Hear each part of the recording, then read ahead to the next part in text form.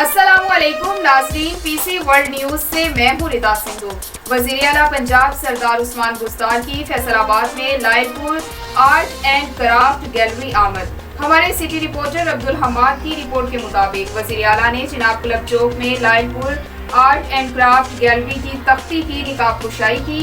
वज़ीर आला उस्मान बुज़दार ने Lyallpur art and craft gallery के मुख्तलिफ शोबे देखे।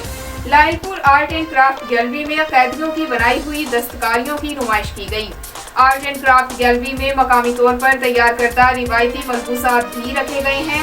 Lyallpur art and craft gallery के क़याम से मकामी सकाफत को फरोग मिलेगा। मकामी दस्तकारियों को मुल्की और गैर मुल्की सतह पर मुतारफ कराने में आर्ट एंड क्राफ्ट गैलरी अहम किरदार अदा करेगी।